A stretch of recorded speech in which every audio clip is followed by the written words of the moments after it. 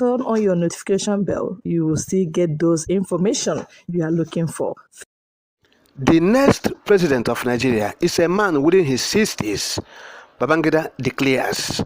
That's according to former head of state and the military president of Nigeria, Ibrahim Badamasi Babangida. Of course, you know he was the only military president in the country. Yes, in Nigeria. So he have said it now that look, Atiku Abubakar and Bola Ahmed Tinubu, there are no choices for Nigeria. He said Nigeria should reject them. That's what the man is saying. Because these people are not in their 60s. And he said a man in his 60s.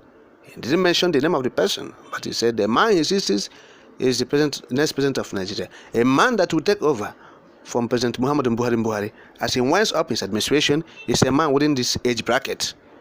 That's what the former head of state is saying. And so, of course, you know that ahead of the 2023 presidential election in Nigeria, so many people and analysts have predicted the likely person to succeed President Muhammadu Buhari.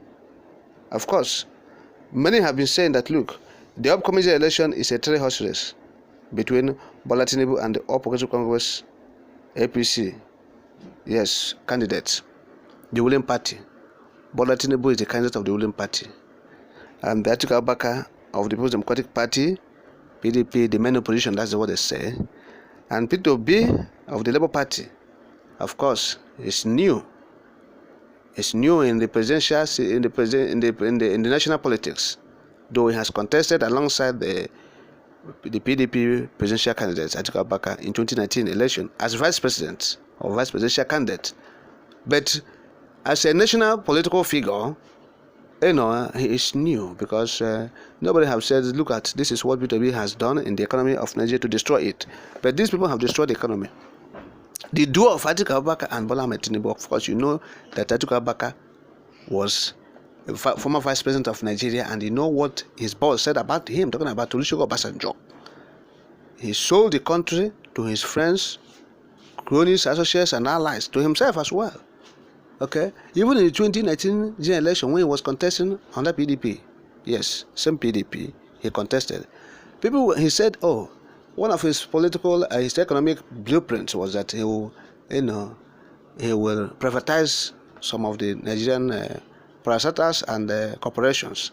People were saying, all right, you still want to sell these things to your cronies and associates and allies. You still want to sell Nigeria companies, corporations, to your friends and colleagues and allies, and so they accuse him of that because they know what he did when he was the vice president of Nigeria. Talking about privatization policy of the President Olusegun Obasanjo administration, and that is it. So he has his baggage. Even this man called Ahmed Bola Tinubu has his baggage too, because we have seen the race is between these three persons. It's a three-horse race of LP, the PDP, and the APC.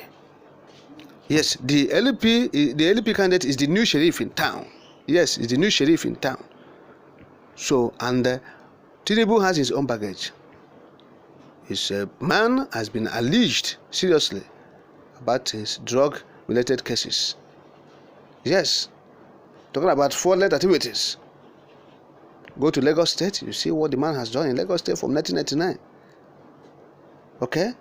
As taking Lagos State as his own personal estate, all the governors, subsequent administrations in Lagos State, Tinubu has them as is guiding them, remote controlling them, from Fashola to the present governor. He's remote controlling them. If you refuse to be remote controlled, he removes you. A case of Ambode, Governor Ambode. If you refuse to be remote control, you'll be fired immediately because he hires and fires governors in Lagos State. And so Lagos is a commercial nerve center of Nigeria. And Tinubu has cornered everything there, all the tolls, all the money they're collecting, Tinubu is taking it in his pocket. And this is a man you want to govern Nigeria? Alright? And so this is what these people have seen. Talking about Babangida and people like Obasanjo. And they said, these people that have destroyed Nigeria alongside with us, because Babangida is among the people who destroyed Nigeria.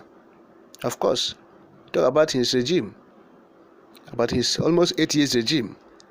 They said it's chop by chop. What is chop by chop? In the local balance, They adopt his regime chop by chop.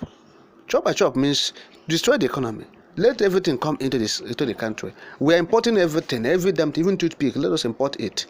Even those things we can manufacture with no problem, import it. Let's be collecting import duty and whatever. And so that is what they were doing. They destroyed the naira. Yes, this naira, being devalued and whatever, started with this man. Yes, Babangida them. They destroyed the economy and everything. But Obasanjo was not, actually excluded. He joined. They destroyed it with the actions and inactions. But now they want someone who can extricate Nigeria, and they know that, look, these their people, talking about Atiku Abubakar, talking about Bola Tinubu, say they are not, they're not going to save Nigeria because they are the old stock. From the old stock, they will continue to do the old things they have been doing and getting the normal and usual results that has not taken Nigeria anywhere, further. That are backward. Yes, those ideology, those ideas they are bringing out, they are old and they have been used in Nigeria and it didn't work. So these people are looking for fresh minds that will take Nigeria out of the woods as they are about living the world, as they are about living the mortal world. They are looking for people who will extricate Nigeria from the problems they themselves put Nigeria into. And that's why they are rejecting Bola Tinubu and Atiku Abubakar, the likes of them. And they want someone who is strong, who is within this age bracket of 60, who has fresh ideas. Yes, and so that is it. Nigeria is in shambles. And what we are saying is this: even the likes of Peter Obi cannot extricate Nigeria. Even a man on his 60s, even if it's not Peter Obi and that person, no one can extricate Nigeria. Nigeria is almost at the butcher's table. Almost at the butcher's table. That's the country. Nigeria is almost at the butcher's table. So there's nothing you can do again. Yes, it has gone beyond Mekotarism. Nobody can Mekota this country. A man in his 60s cannot Mekota Nigeria. It's not a criteria that, you can Mekota Nigeria because you're in your 60s. Nowhere. They have destroyed it completely. Nothing is left. Muhammadu Buhari finished the job. He finished everything. And so nothing is left. So what's left for Nigeria, the best option for Nigeria, is to allow referendum to re-establish themselves and know the way forward, to actually debate, argue their unity.